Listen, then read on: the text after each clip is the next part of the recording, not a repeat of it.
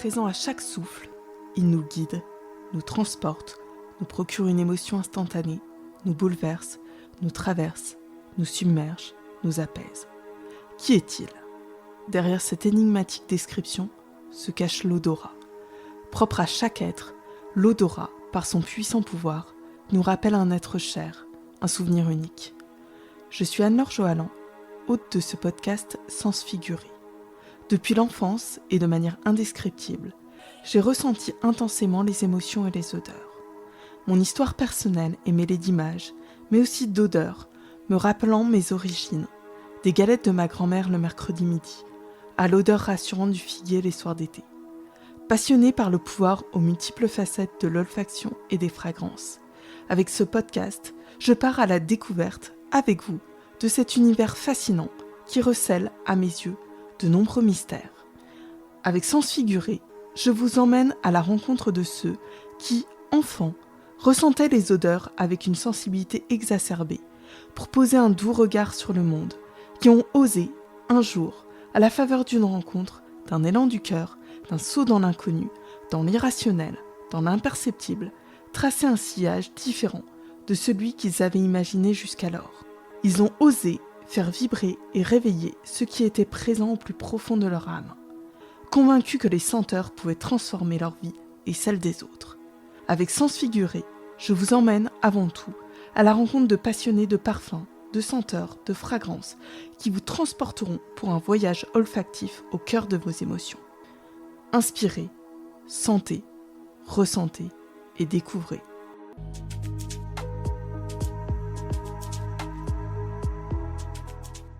La période estivale débute. C'est le temps des départs en vacances, des couloirs de bureaux déserts. Cette autre temporalité est propice aux flâneries de votre esprit et aux questionnements professionnels. Définir sa prochaine étape est parfois complexe. Une vision extérieure peut vous aider à apporter un autre regard sur votre carrière et définir vos aspirations futures. Nouveauté de l'été 2026, je vous propose des bilans de compétences personnalisés avec une possibilité de prise en charge via votre CPF ou via votre employeur. Vous souhaitez en savoir plus ? Cliquez sur le lien en description de cet épisode ou contactez-moi via la page Instagram de Sens Figuré.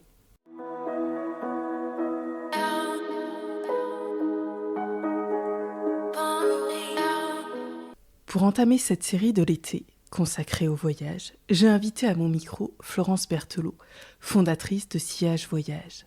Des rues bordelaises fleurant bon le jasmin, des roses cueillies à l'aube au Maroc, aux odeurs de barbecue en Argentine.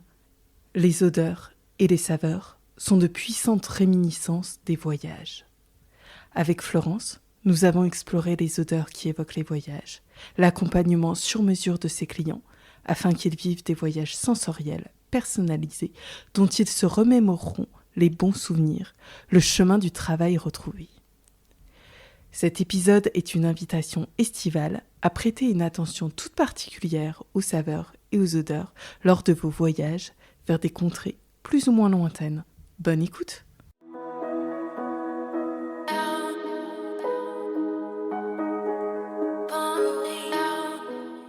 Bonjour Florence. Bonjour Anne-Laure. Je te remercie sincèrement d'être la nouvelle invitée de mon podcast Sens Figuré. Alors pour commencer, je vais te poser ma traditionnelle question. Okay. Si tu devais te décrire par une odeur, par un parfum, quel serait-il, quelle serait-elle et pourquoi ? J'adore cette question. Ça commence fort. Je pense que ce serait un parfum floral, parce que déjà j'adore les fleurs de façon générale. Et si je devais en choisir qu'une seule, ça serait le jasmin. Parce que le jasmin, pour moi, c'est une odeur en fait qui a de la présence, mais qui n'est pas ostentatoire, qui n'est pas criarde comme d'autres fleurs peuvent l'être. C'est une fleur qui me fait penser aussi à l'été, donc ça a longtemps été ma saison préférée parce que c'est une saison que j'associe justement au voyage. Et enfin, de façon encore plus personnelle, c'est une fleur que j'associe à mon arrivée à Bordeaux, où je vis maintenant depuis 5 ans, parce que je me souviens très bien la première fois que je suis arrivée dans cette ville, il y avait en fait des jasmins partout sur les façades, et ça sent vraiment fort le jasmin. Et tout de suite, je me suis dit, il y a une douceur de vivre ici. Voilà, ça a participé au fait que ça me donne envie de m'installer. Et donc voilà, j'en ai vraiment un souvenir positif.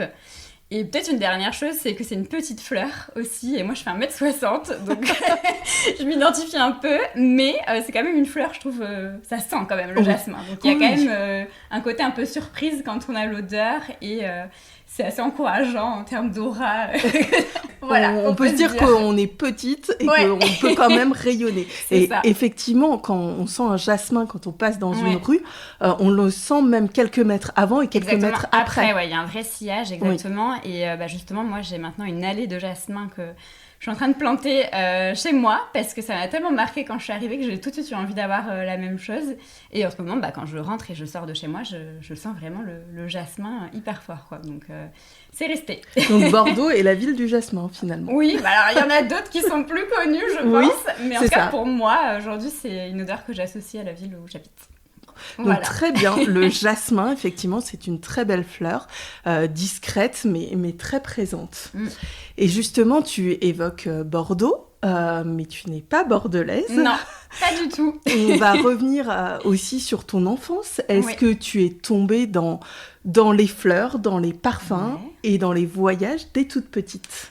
Alors oui, je pense. Alors déjà, mon prénom, ça veut dire en fleur, Florence, donc il y a déjà un petit signe. Moi, ça me faisait penser aussi à la ville en Italie. Voilà, et c'est aussi pour ça que c'est ma maman qui a choisi mon prénom et qui l'a appelé aussi par rapport à la ville en Italie qu'elle adorait. Et ma maman, elle est allemande, mon papa, il est breton. Donc en fait, j'ai grandi déjà un peu avec cette envie de découvrir le monde assez jeune, faisant partie d'une famille binationale. Et aussi loin que je me souvienne, j'ai toujours eu envie en fait de voyager. J'ai voyagé aussi avec mes parents, je faisais beaucoup les allers-retours entre la France et l'Allemagne, parce que j'ai vécu dans les deux pays. Donc j'ai beaucoup de souvenirs de voyages en train, de voyages en voiture, un peu d'avion, parce qu'on découvrait surtout l'Europe. Mais oui, c'est sûr que ça vient de mon enfance. Et par rapport aux odeurs, il y a eu un fait marquant dans mon enfance aussi, qui est que justement, pendant un voyage avec mes parents, j'étais à Grasse.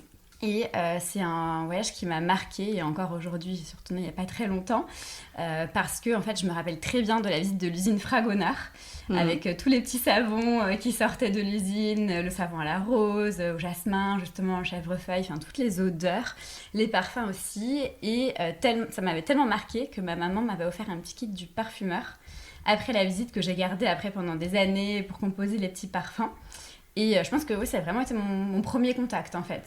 C'est resté des années et des années. Okay. Et jusqu'à finalement arriver à travailler dans le monde de la parfumerie, tu vois. Donc ça est remonté vraiment jeune, quoi. Ah oui, donc effectivement, et je pense que l'usine Fragonard à Grasse a fait naître un certain nombre de vocations, parce qu'elle est régulièrement évoquée justement dans mon podcast. Oui. Donc finalement... je pense que oui, en plus j'ai même vu récemment sur leurs réseaux sociaux qu'ils disaient que les visiteurs avaient souvent des souvenirs familiaux liés à la visite, que c'était souvent un oncle, une tante ou les parents, comme dans mon cas, qui avaient fait visiter, et qu'ils avaient cet attachement en fait dans leur histoire de famille. Et je suis 100% reconnue dans cette publication, évidemment. Mais du coup, oui, je pense que ça ne m'étonne pas ce que tu me dis. Oui, effectivement. Il y a plusieurs invités qui l'ont évoqué à mon micro. Tu as évoqué les voyages, la binationalité, à la fois la Bretagne et à la fois l'Allemagne. Voilà. Je sais que la Bretagne est aussi chère à mon cœur, puisque c'est aussi ma région d'enfance. Oui, une très belle région. Effectivement, on reviendra après sur la Bretagne. Mais cet été, moi, je souhaite faire voyager mes auditeurs. Oui. Je souhaite les faire voyager, peut-être qu'ils ne partiront pas en voyage, ou même quand ils seront au bureau, mais je souhaite quand même les faire voyager olfactivement et gustativement. Ouais.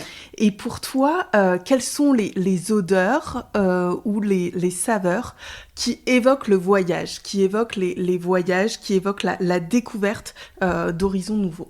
Alors pour moi, il y en a énormément, parce que très souvent... La question est très complexe. Elle est très vaste. Très souvent, j'associe effectivement les odeurs au voyage. Mais là, récemment, comme tu sais, je reviens du Maroc. Exactement. Donc c'est un pays qui est hyper riche en termes d'odeurs. C'est même le mélange un peu de toutes les odeurs qu'évoque souvent ce pays.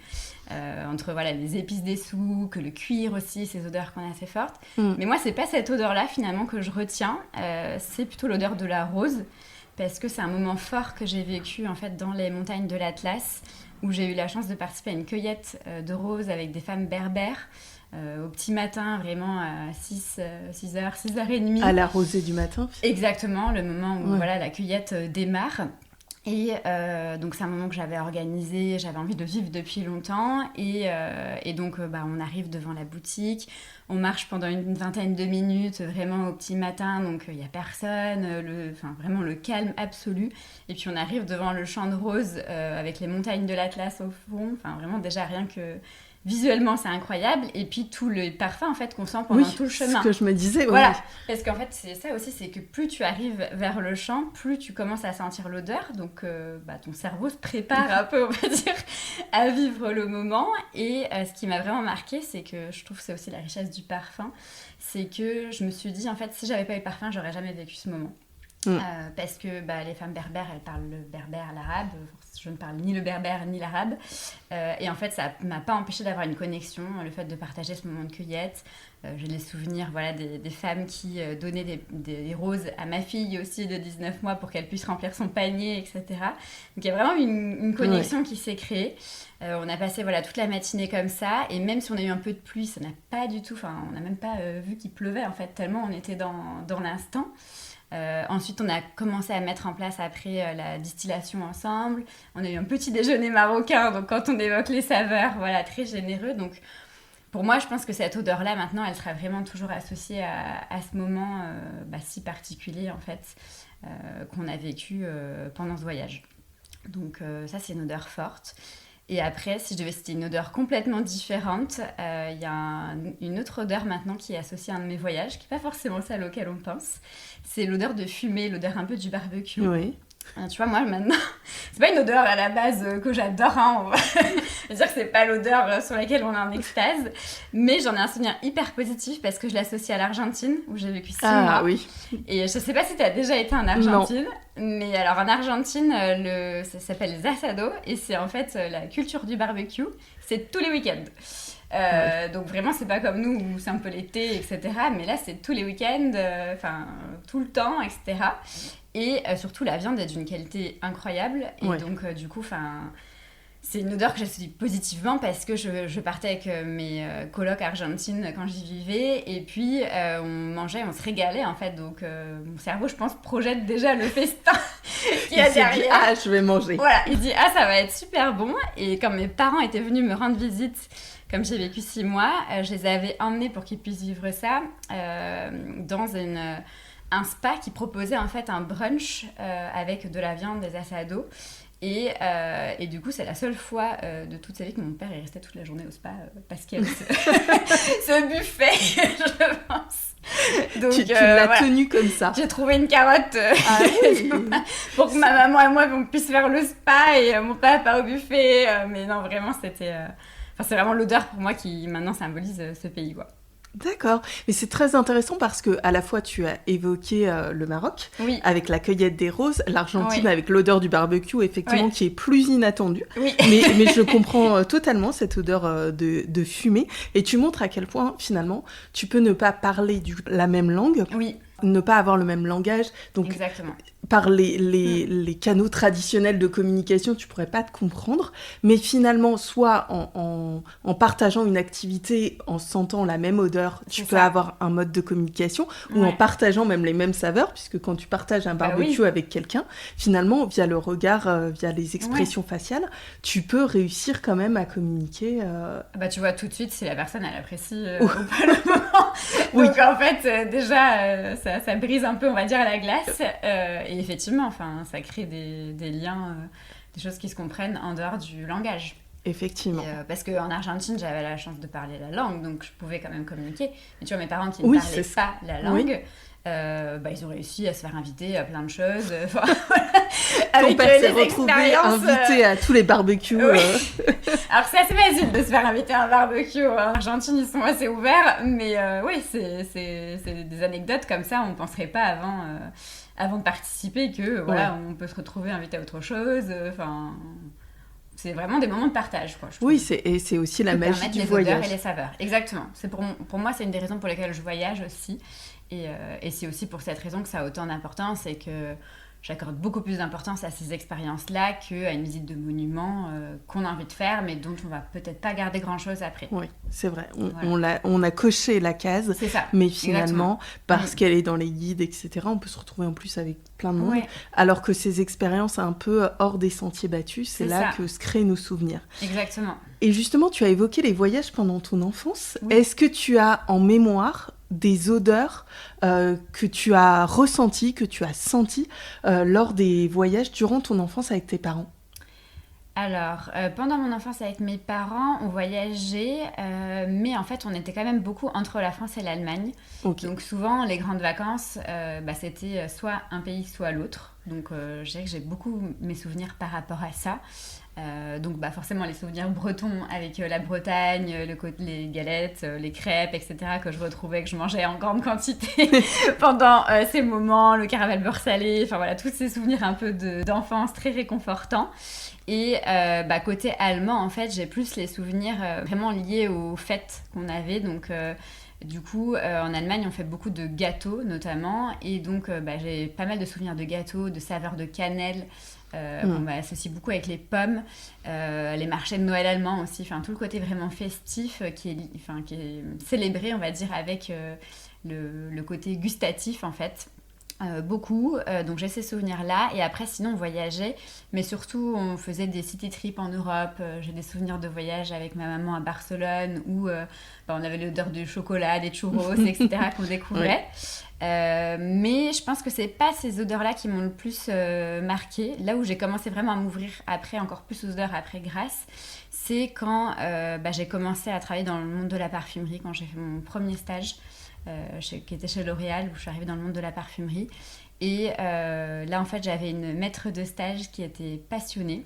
Moi, il faut savoir que j'étais dans l'opérationnel, au travel retail, donc les boutiques duty free. Donc, c'était pas forcément l'endroit où on était censé avoir le plus de créativité. On était plus sur les chiffres. Mais ma maître de stage était tellement passionnée qu'elle m'avait fait organiser des blind tests olfactifs. Et c'est là, en fait, où j'ai vraiment commencé à comprendre la puissance des odeurs et à quel point ça peut raconter, en fait, des images mentales assez fortes. Et j'ai été très marquée par ça. Et je pense que ça a été peut-être le deuxième déclic qui m'a donné vraiment envie de continuer après dans le monde de la parfumerie, après cette expérience-là.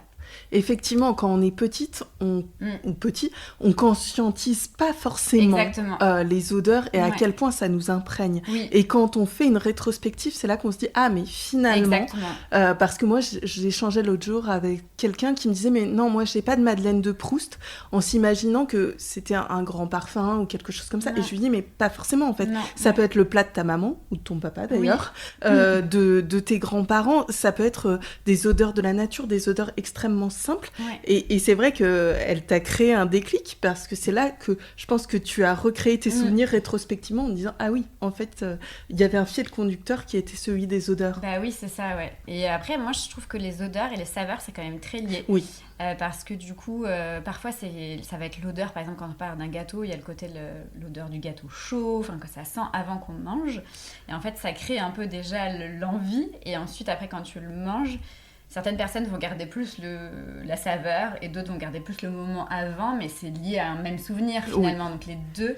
Et je crois qu'il y a même des études scientifiques qui disent que plus tu as de sens qui sont activés, plus tu vas te souvenir du moment. Oui, et il y a un phénomène de rétro-olfaction en plus. Exactement en plus qui se produit, qui fait que c'est encore plus fort. Donc oui, moi je dirais que... Et en plus ma maman est une très bonne cuisinière, donc j'ai beaucoup du coup de souvenirs aussi, on va dire, d'enfance qui sont liés au gâteau, enfin voilà, à toute la cuisine de ma maman. Ça te donne envie de s'inviter à la table de ta maman. Oui, ça peut se faire. On négociera ça après. Aujourd'hui, tu es la fondatrice de Sillage Voyage, mais tu as évoqué ton passé professionnel. Exactement. Quelles furent tes premières étapes professionnelles avant de fonder Sillage Voyage ? Oui, alors, j'avais travaillé 10 ans dans le monde du parfum, donc en développement parfum. Et j'ai atterri en fait dans le parfum de par cette première expérience chez L'Oréal, qui était déjà un peu liée au voyage, parce que comment j'ai atterri chez L'Oréal, c'est que j'avais en école de commerce choisi l'école de commerce déjà parce que je ne savais pas trop ce que je voulais faire, mais je voulais voyager, donc je m'étais dit l'école de commerce, dans tous les cas apparemment ça sera possible. Voilà, j'ai eu de la chance, ça s'est fait. Et dans mon école de commerce, il y avait un concours organisé pour décrocher ce stage chez L'Oréal, où il fallait imaginer un lancement produit au Vietnam. Donc il y avait déjà un côté un peu voyage, etc. Donc j'ai participé à ce concours, finalement j'ai été retenue et j'ai fait cette expérience chez L'Oréal de 6 mois. J'ai pas trop aimé le côté, on va dire, opérationnel de mon poste à l'époque, mais par contre j'ai adoré l'univers du parfum. Et donc ça m'a donné envie de continuer. Après j'ai travaillé dans différents groupes, donc je travaillais principalement chef de produit développement, puis chef de groupe développement. J'adorais voilà, ce métier hyper créatif. Mais au bout d'un moment, en fait, le déclic qui est arrivé, c'est quand j'ai eu la naissance de ma fille, donc Esmé, qui a aujourd'hui 19 mois. Et en fait, ça a un peu accompagné d'une période de remise en question professionnelle en me disant qu'est-ce que j'ai envie de construire pour moi aussi, mon mode de vie, etc. Parce que j'étais dans un mode de vie quand même très intense, comme beaucoup de personnes dans le milieu. Et ça faisait des années que j'ai écouté des podcasts sur l'entrepreneuriat. Et quand ma fille est arrivée, j'ai eu ce déclic où je me suis dit, en fait, si je le fais pas maintenant, je le ferai jamais. Et je pense que c'est lié au fait que c'était un peu la première fois où je me suis arrêtée, on va dire, pendant plusieurs mois professionnellement, sans avoir autre chose tout de suite. Je savais que j'allais reprendre, mais voilà, j'avais une période, on va dire, un peu de off mental. En tout cas, sur ce plan-là. Voilà, dans une certaine mesure, parce que c'est pas des vacances non plus, mais voilà, j'avais une période off mentale, on va dire, professionnelle. En tout cas, voilà, tu as créé une césure professionnelle. Exactement, c'est le bon mot, je pense. Et donc, en fait, avancé cette période de pause et je me suis petit à petit dit que j'allais pas reprendre. Donc, j'ai quitté mon poste, sauf qu'après, je savais pas trop ce que j'allais faire. Enfin, j'avais cette idée d'entrepreneuriat et j'ai commencé un bilan de compétences. Voilà, ça va te parler. Oui. Mais pour moi, ça a été vraiment je pense que j'en serais pas là, honnêtement, si j'avais pas fait le bilan de compétences. Je pense que tout le monde devrait en faire parce que ça... je peux presque une convaincue. Mais ça m'a vraiment ouvert des portes de réflexion parce que c'est pendant les échanges avec ma coach, en fait, où il y a une chose qui revenait, c'est que le voyage, ce côté langue étrangère, ce côté découverte, ça me manquait. Nouvelles rencontres aussi, ça me manquait vraiment dans ma vie professionnelle. Donc c'est revenu à plusieurs reprises. Et puis aussi, en fait, j'ai toujours vu le voyage et le parfum comme deux passions parallèles. Et quand on est arrivé dans ces échanges-là, ma coach me dit à un moment, mais est-ce qu'il n'y aurait pas un lien entre ton amour du voyage dont on parle depuis maintenant plusieurs mois et finalement la vie professionnelle que tu as envie de te construire et ton expérience dans le parfum. Et là, en fait, j'ai réfléchi et je lui ai dit, moi, quand je voyage, c'est vrai que je retiens jamais le nom des monuments, super rarement. Oui. Par contre, j'oublie jamais les odeurs ou les saveurs qui m'ont marquée. Et c'est ça dont je parle après, des années après. Et en fait, je pense que c'est à ce moment-là, quand j'ai prononcé cette phrase-là, que est né finalement Sillage Voyage. Mon entreprise, c'était déjà les prémices. Oui. Et je pense que c'est là où le regard extérieur d'une personne peut te faire voir des choses que tu as toujours imaginées comme étant séparées, mais en fait, qui à un moment peuvent se relier. Et ce qui fait la richesse aussi aujourd'hui, je pense, de l'entreprise que je construis, c'est que ces deux éléments-là qui sont finalement vraiment partie de moi, quoi. Et peut-être que tu ne te l'autorisais pas non plus. Parce que comme les voyages, pour toi, c'était quelque chose de naturel, quelque chose que tu organisais pour toi naturellement, ou même, je crois que tu me le disais aussi pour tes amis, c'était ta zone de talent naturel. C'est ça. Tu peux même avoir ce moment où tu dis, mais je vais pas être payée pour ça, alors que c'est quelque chose que je fais naturellement. Suivant aussi le milieu social ou le milieu professionnel dont on vient, il y a limite quelque chose quand c'est trop facile ou quand c'est tellement intuitif pour toi que tu dis mais je vais pas en faire une activité. Peut-être que c'était ça aussi. Exactement. En fait, et les tout premiers demandes que j'ai eues justement de voyage, des fois je me suis dit mais en fait ils ont pas besoin de moi. Mais en fait si, parce que en fait on n'a pas tous la même, comme tu dis, pour moi c'est naturel. Et en fait pour certaines personnes, parfois ce qui toi te paraît très simple, très naturel, ça l'est pas. Donc du coup, après coup, j'ai vraiment compris effectivement que si, il y avait des vrais besoins et que justement aujourd'hui c'est ce qui me procure, je pense, le plus de satisfaction, c'est quand on me dit, en fait si j'avais pas fait appel à toi, c'est sûr que je serais pas partie et que j'aurais pas vécu ça. Et du coup, je suis tellement contente d'avoir passé le pas, de te contacter, etc. Et ça, c'est un moment où c'est quand même vraiment utile parce qu'on se dit, déjà moi j'ai adoré le faire et puis en plus j'ai permis à une famille ou un couple de se créer des souvenirs qui seraient sans doute peut-être repoussés ou pas faits ou faits différemment ou faits dans des conditions moins bonnes. Donc voilà, donc c'est exactement ce que tu décris. Donc, ce fameux bilan de compétences voilà. t'a amené à avoir une mise en perspective. Merci à ma coach Amandine. Voilà. Et très bien. C'est ce que permettent aussi les bilans de compétences. Après, on passe ou pas à l'action, mais toi, tu es passé à l'action. Oui. Et ça, c'est très bien. Et donc, tu as fondé Sillage Voyage. Oui. Tu l'as un peu évoqué, mais est-ce que tu pourrais nous présenter le concept de Sillage Voyage, justement ? Oui. Alors, Sillage Voyage, c'est un service de travel planning sensoriel.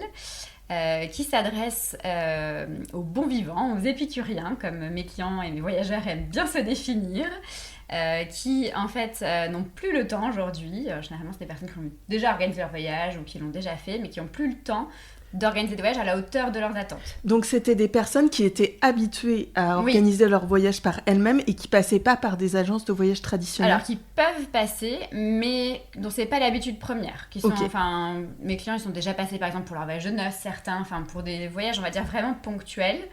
Mais c'est pas leur réflexe premier. En tout cas, c'est pas des clients réguliers d'agence. Ok. Et donc, ces personnes-là viennent te voir. Comment, toi, tu les accompagnes, justement, pour créer un voyage ? Alors... Pour imaginer le voyage. Oui, alors du coup, en fait, c'est ma méthode, ça s'appelle la méthode Sillage, et forcément, et elle s'inspire du parfum. Donc, en fait, il y a 3 moments clés, donc, que j'ai appelé les 3 notes, la note de tête, la note de cœur et la note de fond.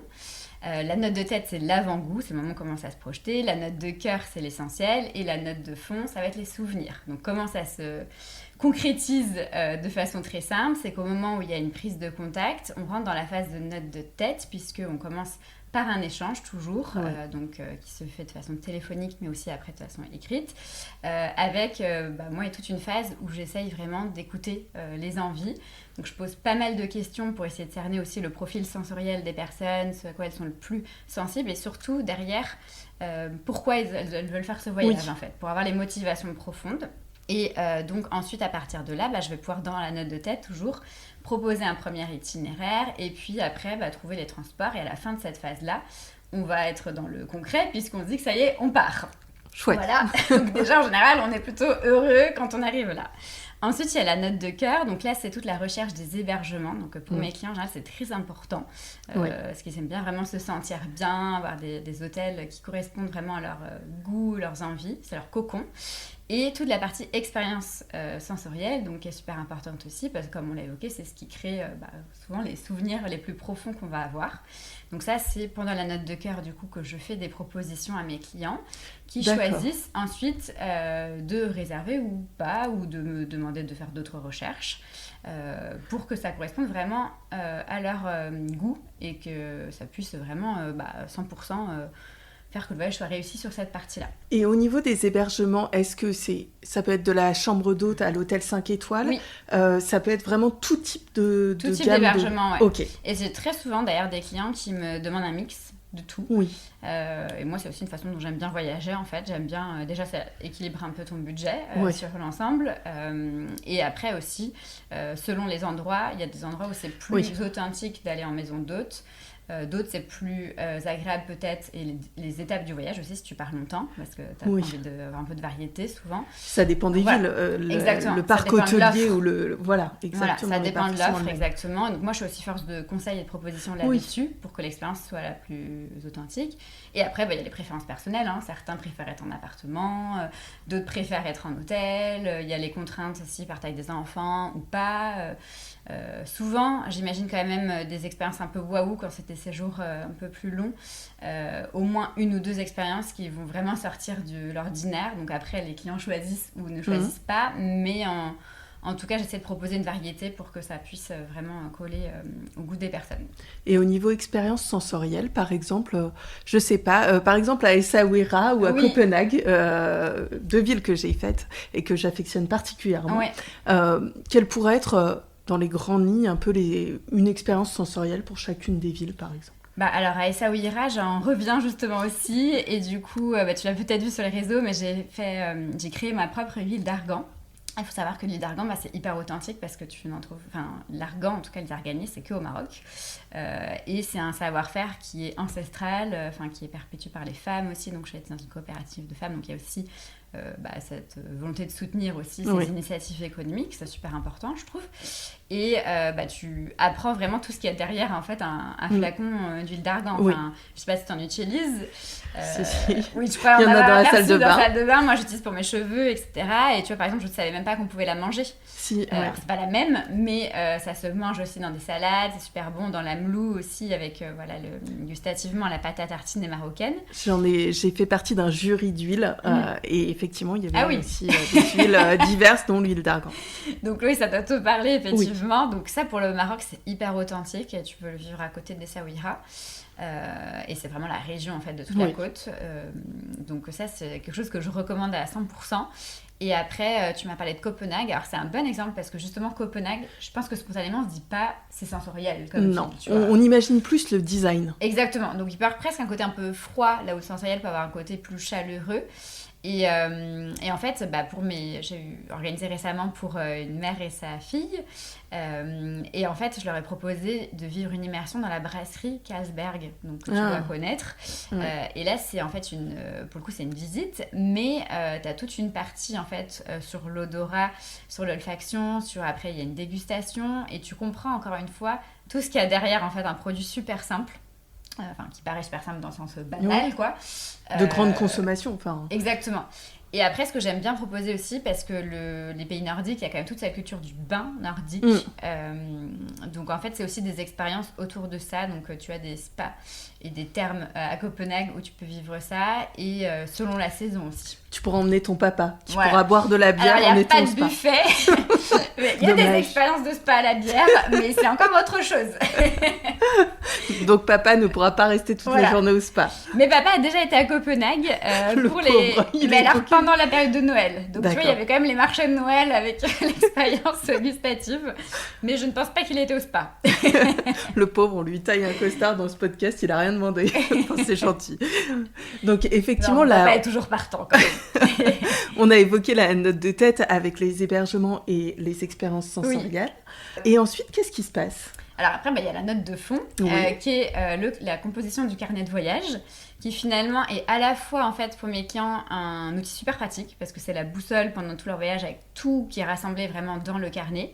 Mais aussi, il y a un côté vraiment émotionnel qui m'est remonté aussi par mes clients, c'est que, en fait, finalement, c'est ce qui va cristalliser aussi tous leurs souvenirs. Et j'ai plusieurs personnes, d'ailleurs, qui m'ont demandé de l'imprimer. Donc, je vais commencer à le proposer maintenant en version imprimée, où du coup, ils peuvent aussi annoter leurs choses, leurs propres souvenirs, garder vraiment une trace, en fait, de cet objet, de ce voyage. J'ai même personnalisé avec des photos pour un anniversaire de 60 ans, où j'ai organisé pour la Corse, dans la région de la Balagne, et du coup je sais qu'ils vont le garder, en fait ça va rester vraiment comme un objet de famille ensuite, donc à la fois le côté pratique mais toujours le côté émotionnel, et je pense que c'est un peu les deux choses qui définissent aussi mon accompagnement, c'est qu'il y a les clients qui font appel à moi, ils cherchent de l'efficacité, de gagner du temps, mais surtout ils cherchent aussi à être surpris et à vivre des choses auxquelles ils n'auraient pas pensé hors des sentiers battus. Voilà, hors des sentiers battus, à la fois sur le moment, mais dans les souvenirs qu'ils vont créer ensuite, qu'ils vont garder. Et il y a un point important, c'est qu'à la fois on a parlé des hébergements, des expériences sensorielles, etc. et du carnet, mais c'est ça, tu ne réserves pas à la place du client en leur disant tel jour à telle heure, tu déjeunes ou tu dînes dans tel restaurant. Non, pas du tout. En fait, moi, c'est vraiment une prestation de conseil, et c'est là où c'est peut-être important de faire une différence pour les auditeurs, parce que je sais que le métier de traveler n'est pas encore très connu, c'est que ça ne se substitue pas à une prestation d'agence de voyage. Donc le travel planning, c'est du conseil indépendant. Moi je recommande, par exemple, tu prends l'exemple des restaurants, je vais recommander les restaurants où c'est mieux de réserver avant selon la ville. Par exemple Copenhague, il faut réserver en général. D'autres endroits c'est pas obligatoire, donc après les personnes elles font ou elles ne font pas, c'est comme elles souhaitent. Et surtout moi j'ai un rôle indépendant, c'est-à-dire que j'ai pas d'intérêt à recommander plus telle ou telle personne. C'est vraiment dans l'intérêt, on va dire, du client. Mais je ne fais pas la partie réservation qui est gérée par les agences en général.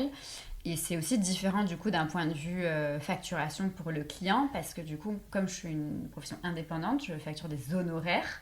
Là où des agences, vous allez payer le prix total de votre voyage. Et ensuite, l'agence va redispatcher entre ses partenaires, entre sa commission à elle, entre les différentes... vol, etc.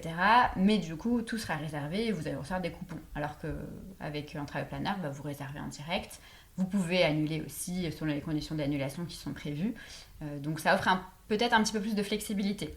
Oui, et je trouvais que c'était important de soulever ce point-là, parce que moi qui suis habituée à voyager par mes propres moyens, à improviser, à dénicher des adresses, etc., je pense qu'il y a des clients, des gens comme moi qui pourraient faire appel à toi, mais qui se disent « Ah non, mais si moi je dois être dans tel restaurant à telle heure... » et c'est pour ça que... jamais, Et c'est les personnes toujours qui, en fait, on les contacte en direct. Et même pour les expériences, tu vois, par exemple, en ce moment, je suis en train d'organiser une cueillette de jasmin pour un couple que j'accompagne pour Grasse. Et en fait, ils vont avoir le contact en direct de la personne. Et si jamais, il y a un peu de retard ou quelque chose, ils peuvent se prévenir en direct, en fait. Donc, ils viendront pas à Bordeaux cueillir du jasmin ? Non. Je le fais pas encore dans mon jardin. Dans ton allée. Tu sais, tu pourrais y penser, Florence. Bah oui, écoute. Je sais pas si mon mari et ma fille se diraient bon, mais... T'aurais dû y penser, Florence. Elle est pas encore assez fleurie pour vraiment se targuer de champs de jasmin, tu vois. Tu vas y venir. Non, mais quand tu évoquais le jasmin, tout de suite, ça m'a fait penser à cette évocation de Bordeaux. C'est important, cette liberté, et ce qui va changer, parce que dans la vision des gens, et moi, je t'avais posé la question quand on a préparé le podcast, parce que on peut avoir une impression dans les agences de voyage. Moi, j'ai jamais fait appel à des agences de voyage. On se dit, je monte dans le car à telle heure, je descends à telle heure, je dois être... Non. Voilà, et des gens qui sont habitués à voyager, à improviser, et parfois effectivement à se faire inviter à des barbecues ou à aller faire des visites plus inattendues, peuvent se dire j'ai pas envie d'avoir les pieds et poings liés. Oui, exactement. Non, et pour le coup il n'y a pas du tout ça, et en fait c'est aussi très souvent que les personnes que j'accompagne ne suivent pas le programme stricto sensu, hein. Enfin, en fait, c'est une base, c'est-à-dire avec des recommandations où elles savent que si elles piochent dedans, l'expérience, entre guillemets, est garantie, dans le sens où c'est filtré. Je ne recommande pas tout ce qu'il y a à faire. Je choisis vraiment selon ce que je pense qui plaira le plus à mes clients. Donc, c'est des expériences qualitatives. Par contre, si elles ont envie de faire autre chose, en fait, elles sont libres. Elles font autre chose. Enfin, le but, c'est que le voyage, il leur plaise et que ça leur facilite la vie. Et justement, pour les bonnes adresses, ce que je fais en général, c'est que je leur livre une carte interactive où du coup, en fait, c'est une carte Google et peuvent directement, selon là où ils sont, parce que si je fais pas un programme précis, en fait, repérer les bonnes adresses que j'ai dénichées qui sont le plus proches d'eux. Donc, en fait, j'ai des personnes... tout le monde ne va pas aller dans les mêmes adresses. Enfin, je ne recommande pas toujours les mêmes adresses, etc. Donc, c'est vraiment adaptable, modulable, et on garde sa liberté. Enfin, ça, pour le coup, c'est assez important. Oui. Et moi, ça me semblait important de le souligner aussi dans tes cibles et dans les gens qui pourraient faire appel à toi, effectivement. Et on a parlé, tu as évoqué un peu les honoraires. Donc, tu as 3 formules, citrus, rose et élixir. Oui. Alors en fait, c'est des degrés d'accompagnement différents, donc du plus léger au plus intense, si on peut dire ça comme ça. Et en fait, citrus, ça va plus être pour des séjours courts, donc c'est vraiment pour des personnes qui ont besoin d'une impulsion. Tout à l'heure, je parlais de la famille qui m'a dit on est vraiment content d'avoir fait appel à toi parce que sinon on ne serait pas parti. Donc là, par exemple, c'était pour un week-end à la neige où en fait ils ne trouvaient pas l'hébergement qui leur convenait. Et du coup, ça restait en stand-by. Et en fait, eux, c'était vraiment ça qui était important. Donc, ce point de recherche d'hébergement, de déblocage, ils ont fait appel à Citrus du coup pour ça. Okay. Et donc, cette offre-là, elle est vraiment conçue pour donner un coup de pouce, un élan, on va dire. Mais après, comme tu dis, en fait, par exemple, sur place, ils avaient plus envie de suivre un peu leurs choses, de rester dans un peu leur cocon. C'était ça, en fait, leur souhait. Et après, j'ai l'offre rose, où là, on est sur un accompagnement de toute durée, où, en fait, ils vont avoir aussi en plus la carte des bonnes adresses. Ils vont avoir un programme sensoriel qui est proposé. Et puis, ensuite, l'offre Elixir, où du coup, là, ça va encore plus loin en termes d'accompagnement, parce que tu as aussi toute la partie... on va dire surprise sensorielle que je propose en plus. Et après aussi, ça s'adresse à des personnes où il y a plus d'accompagnement, on va dire. Il y a un suivi pendant le voyage WhatsApp si jamais ils ont des questions, etc. Si finalement, il y a aussi un appel qui est prévu avant le départ. Donc en fait, c'est vraiment un niveau différent d'accompagnement. D'accord. Mais les personnes qui nous écoutent peuvent retrouver tout le détail aussi sur mon site internet. Exactement, c'est ce que j'allais dire. Qui sur ta se page lance aujourd'hui. Ah, très bien. Donc nous sommes le 1er juin. Voilà. Et il est lancé aujourd'hui et on peut retrouver également tes actualités sur ta page Instagram. Exactement. Et effectivement, sur ton site internet, moi je l'ai consulté, on a toutes les informations, toutes les formules et il y a cette très belle phrase d'ailleurs quand on arrive sur la page d'accueil et que je partage totalement ton point de vue et ta vision parce qu'un voyage ne démarre pas par un billet d'avion mais par une sensation. Exactement. Bah, c'est vraiment, je pense, la phrase peut-être qui résume Sillage Voyage, parce que je pense que c'est vraiment le ressenti pour moi qui est le plus important dans un voyage. Bien sûr, il y a toute la partie logistique et mes voyageurs sont très contents d'être déchargés de cette partie-là. C'est la partie qui peut créer un peu de stress pour certains, un peu de friction même parfois. Voilà. Mais pour moi, un voyage, c'est pas un assemblage logistique. C'est vraiment, le but, c'est de créer une émotion et de créer des souvenirs. Donc cette partie-là, le but, c'est qu'elle soit la plus fluide et qu'il n'y ait pas de friction pour mes voyageurs. Mais en fait, moi, là où je m'éclate le plus, et ce que les personnes vont retenir, c'est vraiment après ce qu'elles vont vivre en voyage et parce que en fait, ça leur aura correspondu. C'est ça aussi qui est important parce que parfois on choisit une destination mais on ne sait pas trop pourquoi et quand on creuse en fait, c'est là où on trouve finalement les expériences qui vont faire qu'on va vraiment créer une connexion aussi avec le lieu et que ça va créer un attachement aussi. Et des souvenirs. Voilà. Et effectivement, tu as évoqué dans ta phrase la sensation. Aujourd'hui, on est beaucoup à l'heure des réseaux sociaux, d'Instagram. On l'a évoqué pour certaines villes qu'on voit beaucoup sur les réseaux sociaux. Et est-ce que tu penses que justement, les gens font appel à toi ou même toi, quand tu voyages pour toi, pour ton propre compte, à titre personnel, j'ai envie de dire, est-ce que tu penses que plus on est dans les réseaux sociaux, plus toi, tu cherches à te reconnecter au sensoriel, à l'instant présent et être hors des réseaux sociaux? Ouais, alors je dirais peut-être pas être jusqu'à être hors des réseaux sociaux parce que je trouve qu'il y a aussi un côté partage qui est bien sur les réseaux sociaux et ça permet de rencontrer Je sais que certains de mes prestataires, je les aurais peut-être pas rencontrés, échangés si j'avais pas eu les réseaux sociaux. Oui, c'est ça. Donc ça m'a permis de vivre des expériences incroyables. Il y a une juste utilisation. Voilà, il y a une juste utilisation. Par contre, là où je te rejoins à 100%, c'est que en fait aujourd'hui on a du mal à être dans l'instant présent. Oui. Parce qu'il y a les réseaux, qu'on a tout envie de faire une photo, mais qu'on ne regardera jamais. Voilà, il y a cette on est habitué en fait, à avoir le téléphone dans la main tout le temps. Et en fait, le fait d'être dans une expérience qui n'est pas une expérience contemplative, on est à côté de l'expérience, on est dedans de l'expérience. Donc, je pense aux ateliers créatifs, on a pas été l'atelier de fabrication d'huile d'argan, l'accueil des roses, c'est des moments où tu es dedans. Et en fait, tu penserais même pas à prendre ton téléphone. Oui. Donc ça, je pense que c'est vraiment une recherche aujourd'hui qui est hyper actuelle. Et surtout, en fait, on a besoin, notre cerveau, un peu d'avoir des moments de déconnexion, déconnexion comme ça. Et ça, oui, c'est quelque chose qui revient beaucoup de la part de mes clients, en tout cas, d'avoir ces moments-là. C'est ces moments-là aussi où on se repose quelque part en faisant quelque chose. Parce que le repos, c'est pas juste ne rien faire. Non. Moi, je sais que quand il y a des personnes qui me disent le slow travel, pour moi, c'est ne rien faire, je suis pas vraiment d'accord. Non. Pour moi, c'est prendre plus le temps de voyager. Voilà, c'est prendre plus le temps d'apprécier, de savourer, de pas être en train de courir pendant tout son voyage, mais c'est aussi prendre le temps avant de choisir les expériences, etc. Parce qu'il y a aussi toute cette phase de préparation qui fait que sur place, on va pouvoir être dans l'instant présent et profiter. Et je pense que oui, les expériences sociales, c'est très important. Et tout l'accompagnement que j'ai, de façon générale, le retour que j'ai, c'est que ça permet vraiment de lâcher prise, même à des personnes qui ont du mal parfois à lâcher prise parce que habituées à tout porter, à tout organiser. Le fait d'avoir cette relation de confiance et de savoir que ce qui est dans le carnet, tout y est au même endroit, tout va être bien quelque part, ça permet aussi de se laisser porter. Et le fait que le carnet, tu me disais, tu l'imprimes aussi de plus en plus. Oui, exactement. C'est peut-être, moi je trouve que, oui, on est à l'ère du digital, mais je trouve que écrire avec un crayon, ça peut paraître bête, on dit des choses basiques, mais aujourd'hui, je crois qu'il y a des études qui montrent que les gens savent de moins en moins écrire avec un crayon. Oui, en tout cas bien écrire, Voilà, et ça va aller de pire en pire. Enfin, j'aime pas avoir des sans parler de la lecture. Voilà, exactement.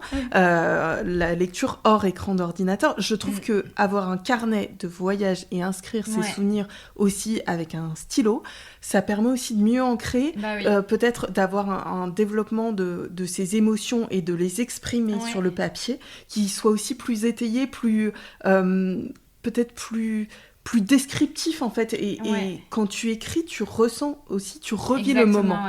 Et après, c'est aussi quand tu retrouves ton carnet, tu te rappelles aussi. Ça fait penser un peu au journal intime qu'on avait quand on était jeune. En fait, quand tu relis, tu te rappelles de certains moments de ce que tu as ressenti. Et justement, quand je suis passée à la version papier du carnet, j'ai changé le carnet. Parce que je me suis dit, si c'est une version papier, du coup, il faut que la personne ait des endroits pour écrire. Il faut que, il y ait une autre expérience, en fait. Faut pas que juste ce soit un objet, en fait, qu'elle puisse pas elle-même s'approprier, en fait. Et effectivement, j'ai des personnes même qui collent des photos, toute la tendance du scrapbooking aussi. Enfin, ça, moi, je sais que j'aime bien faire ça aussi. Après, j'en ai qui vont pas le faire, qui vont juste garder le carnet tel quel, et c'est très bien. Et moi, ce qui m'a pas mal inspirée aussi sur ça, c'est ma maman, parce qu'elle fait des ateliers d'écriture, pour le coup. Et en fait, on est parti avec ma maman aussi en février sur la route des Mimosas, donc un autre voyage sensoriel. Et je sais qu'à son retour, en fait, dans son atelier d'écriture, elle a écrit un peu tout ce qu'elle a ressenti pendant le voyage, les images, les odeurs qu'elle avait gardées. Et elle m'avait fait relire ça. Et en fait, c'est vrai que tout de suite, en fait, ça te fait revivre le voyage. Et y a une phrase que moi, j'aime bien aussi, c'est qu'en fait, on ne vit pas le voyage juste une fois. Pour moi, on vit quand tu le prépares, ton voyage. Tu le vis quand tu le vis au moment instant T. Mais tu le vis aussi après quand tu en reparles dans tes souvenirs, etc. Donc... c'est ça, en fait, qui fait toute la richesse. Et le carnet imprimé participe à ça dans un monde où, effectivement, on a tendance un peu à zapper et à pas forcément savourer les choses comme un voyage dans toute la durée où on peut le savourer. Donc ça y est, tu nous as donné envie de partir en voyage, Florence. Là, on enregistre en juin, mais mes auditeurs nous écouteront en juillet. Et ça y est, ils vont faire appel à toi. Alors, peut-être pas pour les vacances d'été, mais pour les vacances suivantes. Oui. Quand ils reviendront de voyage en septembre, ils feront appel à toi pour réserver un nouveau voyage. Et donc, tu pourras les accompagner dans toutes ces expériences sensorielles. Ça nous a donné vraiment envie de voyager, et même nos auditeurs qui nous écoutent là pendant leur voyage, peut-être qu'ils vont avoir aussi une attention plus particulière finalement au sensoriel. Ils vont peut-être avoir une oreille, un nez aussi, ou un palais plus attentif pour se créer eux-mêmes, et puis ensuite faire appel à toi, un voyage plus sensoriel et plus dans l'attention portée au voyage. Oui, en fait, effectivement, ça permet... souvent, quand je pose la question, au départ, quand j'ai commencé à réfléchir un peu au projet, je me disais, mais j'ai jamais pensé à mes voyages comme ça. Enfin, on m'a dit, j'ai jamais fait attention à ça. Et après, en fait, au fur et à mesure des discussions, quand je creuse, il y a des souvenirs qui reviennent. C'est juste qu'on n'a jamais vu les choses de cette façon. Et souvent, en fait, c'est aussi des personnes qui me choisissent, c'est aussi des personnes qui ont déjà un peu une sensibilité au monde et qui, du coup, vont, en fait, avoir envie de vivre ces expériences-là. Et l'autre bénéfice, je dirais, c'est aussi, tu l'en as mentionné, c'est de sortir des sentiers battus. Et je pense que, moi, je considère en tout cas que j'ai un vrai rôle à ce niveau-là, parce qu'on est quand même dans un monde où il y a beaucoup de surtourisme. Et pourtant, en fait, c'est juste que tout le monde va au même endroit. Et ça va pas s'arranger, je pense, avec les IA, etc. Alors qu'en fait, il y a des endroits aussi beaux, voire plus beaux, plus authentiques, parfois juste à côté. Et le fait de chercher des expériences comme ça où tout le monde ne va pas aller, en fait, c'est aussi le bénéfice de se retrouver un peu en dehors des foules, là où aujourd'hui, c'est quand même un peu plus compliqué si on prépare pas quand même beaucoup son voyage. Oui, surtout si on part pendant les périodes scolaires ou pendant les périodes de grands ponts, quoi. On n'a pas tous le luxe de pouvoir s'affranchir complètement des périodes. Quand on peut le faire, c'est super, mais quand on peut pas le faire, il y a quand même possibilité, même dans des endroits qui sont touristiques, en fait, de trouver des choses qui le sont moins, ou d'avoir des petites astuces pour aller à un horaire un peu différent, de se créer des conditions qui vont être, on va dire, plus agréables aussi. Oui, et puis il y a des pays parfois qui sont méconnus. Moi, je pense par exemple à l'Albanie, pays dans lequel j'ai voyagé, qui est juste à côté du Monténégro et de la Grèce, qui est collé, qui est accolé aux deux, qui est au milieu des deux. Et pourtant, les gens, ils vont très peu Ouais. C'est un pays qui est très peu connu et qui a des paysages qui sont quasi similaires finalement, Oui. puisque c'est la même côte que le Monténégro et la Grèce. Donc, oui. Et c'est vrai que du coup, moi, je pose toujours pas mal de questions en fait aux personnes, pourquoi ils ont choisi cette destination et tout, pour essayer de bien comprendre. Et ça m'est déjà arrivé en fait d'orienter des personnes vers d'autres destinations. Parce que en fait, je sentais qu'elles allaient être déçues par rapport à l'image qu'elles en avaient, parce que tu en as évoqué les réseaux sociaux, mais en fait, on se fait parfois toute une image. Oui. Et je trouve qu'il n'y a rien de pire que d'arriver d'être déçu. Et oui. Je pense aux plages de Phuket en Thaïlande, par exemple. Bah voilà, en fait, il y a des endroits comme ça, on les a tellement idéalisés, et en fait, on arrive, on est déçus, et enfin... Voilà, enfin moi je dis jamais aux gens n'y allez pas, mais par contre j'essaye de aussi parler de mon expérience, et je m'appuie pas que sur mon expérience à moi, parce que je suis une formation de travel planning, et du coup je suis en lien étroit avec d'autres travel planners issus de cette même formation, où on s'entraide parce que le monde c'est vaste. Oui. Faut rester humble, hein, personne ne connaît tout, les choses évoluent vite, rien que dans ta ville. En une année, tu peux avoir 3 restaurants qui changent, et encore, c'est peu. Donc, je m'entraide aussi de l'expérience d'autres personnes pour être sûre qu'après, sur place, en fait, l'expérience, elle corresponde aussi aux attentes des clients. Parce qu'on n'a pas des voyages à l'infini. Enfin... I wish. Mais en fait, on est tous un peu obligés quand même de sélectionner. Et donc, je trouve qu'il n'y a rien de pire que de partir quelque part et d'arriver de se dire qu'est-ce que je fais là, ça me plaît pas du tout, quoi. Et de se dire qu'on n'a qu'un jour là, dommage. C'est dommage. Et est-ce qu'il y a des clients qui viennent te voir et qui n'ont absolument pas d'idée de destination? Alors, zéro idée, non, parce qu'en général, ils n'osent pas me contacter en se disant c'est pas le bon moment si j'avais pas d'idée. D'accord. Mais par contre, là en ce moment, justement, j'ai des clientes qui ont 3 idées de destination, mais qui sont pas sûres de laquelle. Et en fait, elles attendent de moi justement que je les conseille par rapport à leur... c'est un groupe de filles, du coup, pour l'année prochaine. Et en fait, elles attendent de moi que je les conseille sur les 3 destinations, laquelle correspondrait le plus, à la fois d'un point de vue logistique, parce qu'elles sont toutes dans des pays différents, et aussi après par rapport au goût de chacune, etc. Donc ça peut arriver. Et du coup, maintenant, je propose aussi un service d'aide au choix de la destination. Donc quand on a vraiment zéro idée, j'ai pas encore eu le cas, mais ça pourrait se faire. Mais dans ces cas-là, il faut quand même avoir une idée de la période, on va dire. Oui. Si on a ni la période ni la destination, c'est un peu vague. Ça devient un peu compliqué. Parce qu'il y a beaucoup de possibilités. Oui. Mais après, si on a une idée de la période, mais qu'on hésite entre quelques destinations, ça, oui, ça peut complètement se faire. Ou une idée de la période dès qu'on sait pas trop. En général, quand je creuse, j'arrive quand même à savoir si... s'il y a des choses qui plaisent moins, ou s'il y a des voyages qui... Parce que je pose aussi beaucoup la question des voyages qui ont marqué avant, en fait, ou des expériences qui ont marqué avant. Donc souvent, ça me permet de voir un peu aussi quels sont un peu les profils, on va dire, de clients. D'accord, très bien. Donc... il ne faut pas hésiter à te contacter. On va mettre tous les liens vers ton site internet, vers ta page Instagram aussi en description de l'épisode. Je te remercie, Florence, d'avoir été l'invitée de mon podcast. Et pour terminer cet échange, si tu devais décrire notre échange par un parfum, par une odeur, peut-être par une destination ou par... un plat, une saveur. Ouais. C'est large. Hein. Ouais, là, j'ai beaucoup de choix, là. Mais tu peux choisir. Quel serait-il, quelle serait-elle et pourquoi? Alors, ça reboucle un peu avec la question d'intro. Donc, évidemment, tout a un sens. Mais je dirais peut-être une... comme on est chez toi, que tu vois, c'est assez cocooning, cosy, etc. Moi, il y a une odeur qui m'évoque ça, c'est l'odeur du santal. Je sais pas si t'aimes bien cette odeur. Si. Parce que c'est une odeur boisée, mais avec un côté un peu crémeux, un peu confortable, en fait. Donc, il y a plus ce côté chaleureux, je trouve, de notre échange. Et en même temps, c'est quand même un bois qui a une certaine profondeur, parce que je trouve qu'on a quand même été en...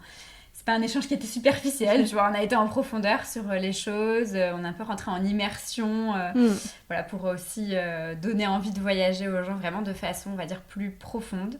Donc je pense que l'odeur du santal, ça correspondrait plutôt bien. Je te remercie, Florence. Effectivement, j'aime beaucoup l'odeur du santal. Le but de cet épisode était de ne pas survoler les voyages ou la manière dont on voyage, mais d'aller un peu plus en profondeur dans les expériences sensorielles et olfactives de manière générale que l'on pouvait vivre dans les voyages. Je te remercie, Florence. Merci beaucoup, j'étais ravie d'être là. Cet épisode vous a plu, je vous remercie sincèrement de l'avoir écouté. N'hésitez pas à en parler autour de vous et à me laisser 5 étoiles et un avis sur votre plateforme d'écoute. Vous souhaitez en savoir plus sur l'invité de cet épisode? Rendez-vous sur la page Instagram de Sens Figuré ou sur mon site internet Lisez, en lien en description de cet épisode. Ensemble, sentons pour que l'olfaction devienne la boussole puissante de nos intuitions sur les êtres que nous sommes et qui nous entourent.